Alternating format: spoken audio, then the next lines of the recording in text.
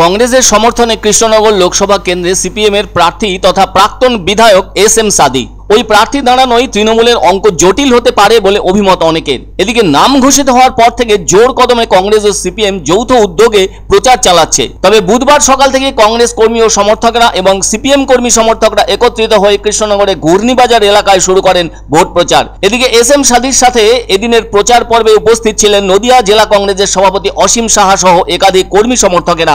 এছাড়াও ছিলেন সিপিএম এর কর্মী সমর্থকেরাও। ভোট প্রচারে বেরিয়ে তৃণমূল কংগ্রেসকে কটাক্ষ করেন এস.এম. সাদি। তিনি জানান, তৃণমূল দলটাই একটা দুর্নীতিগ্রস্ত দল, তাই এবারের ভোটে আর তৃণমূলকে ভোট নয়, বরং এই কেন্দ্রে সিপিএম প্রার্থী এস.এম. সাদিকে বিপুল ভোট দিয়ে জয়যুক্ত করুন। অন্যদিকে এই কেন্দ্রে তৃণমূল প্রার্থী মহুয়া মৈত্র সম্পর্কে নদিয়া জেলা কংগ্রেস সভাপতি অসীম সাহা বলেন, ওনার বিরুদ্ধে ইডি কেস করেছে। দেশের পার্লামেন্টের একজন সাংসদ যখন স্ক্যামে জড়িয়ে যান তখন সেটা অত্যন্ত দুর্ভাগ্যজনক হয়ে ওঠে সমগ্র দেশবাসীর কাছে। আর তাই এদিনের ওই প্রচার উপলক্ষে তৃণমূল ও বিজেপিকে উৎখাত করার ডাক দেন কংগ্রেস ও সিপিএম দুপক্ষই। মনে রাখা দরকার, সংখ্যালঘু অধ্যুষিত কৃষ্ণনগর লোকসভা কেন্দ্রে এবারের প্রার্থী সিপিএম এর হলেও তাকে অবশ্য সমর্থন দিয়েছে কংগ্রেস, কেননা এই কেন্দ্রে কংগ্রেস কোনো প্রার্থী দেয়নি। ফলে কংগ্রেস ও সিপিএম যৌথ প্রচার চালাচ্ছে বলে জানা গেছে। যদিও অনেকেই জানেন, এর আগে অনেকবার এস.এম. সাদিকে প্রার্থী করেছে সিপিএম। যেমন 2006 সালে নাকাশিপাড়ায় দাঁড়ালেও ওখানে কোনোভাবেই জয় পাননি তিনি। আবার 2011 সালে পরিবর্তনের বিধানসভা ভোটে তিনি পলাশীপাড়া কেন্দ্রে সিপিএম প্রার্থী হিসেবে দাঁড়িয়ে জয় পেয়েছিলেন। তবে পরের দুবার ওই কেন্দ্র থেকে দাঁড়িয়ে সুবিধে করতে পারেননি তিনি। যদিও ওই 2011 সালে সমগ্র রাজ্যেই বামফ্রন্টের চূড়ান্ত বিপর্যয় ঘটেছিল, তবে পঞ্চায়েতের নির্বাচনে এই কেন্দ্রে সিপিএম এর ভোট কিন্তু বেড়েছে 21%।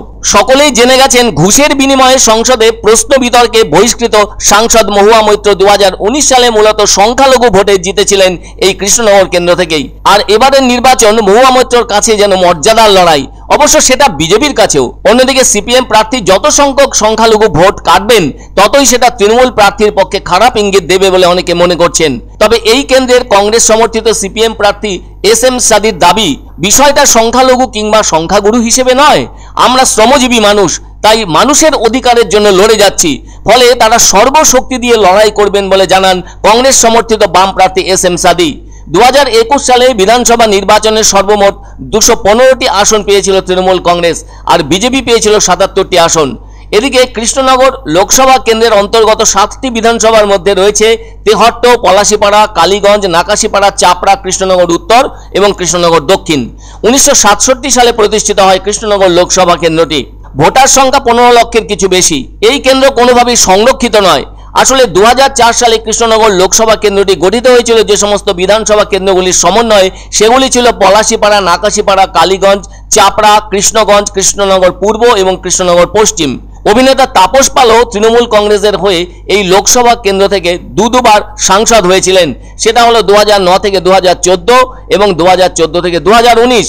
এরপর 2019 সালে তৃণমূলের প্রার্থী মহুয়া মৈত্র সাংসদ হয়েছিলেন, যিনি এবারও তৃণমূলের প্রার্থী। এখানে বিজেপির প্রার্থী অমৃতা রায়, ইনি কৃষ্ণনগর রাজবাড়ির 39তম গৃহবধূ। ফলে অনেকেই বলছেন এই কেন্দ্রে এবার জোর লড়াই হবে। তবে রাজনীতিতে একেবারেই নতুন মুখ অমৃতা রায়। ফলে প্রাচীন রাজঐতিহ্যকে সাথে নিয়ে তৃণমূল প্রার্থীর কাছ থেকে কতখানি সমীহ আদায় করতে পারেন অমৃতা রায়, সেটাই কিন্তু দেখার। অন্যদিকে ঝানু রাজনীতিবিদ এস.এম. সাদি কংগ্রেস সিপিএম এর যৌথ প্রয়াসে কতখানি এগোতে পারেন, সেটাও অবশ্যই দেখার। আর আমাদের যে লড়াই, সে লড়াইটা হচ্ছে নীতিগত লড়াই। আমাদের রাজ্যে আমরা বাম গণতান্ত্রিক ধর্মনিরপেক্ষ শক্তির পক্ষে বামপন্থীরা এবং জাতীয় কংগ্রেস বিজেপিকে পরাস্ত করো, তৃণমূলকে পরাস্ত করো, এই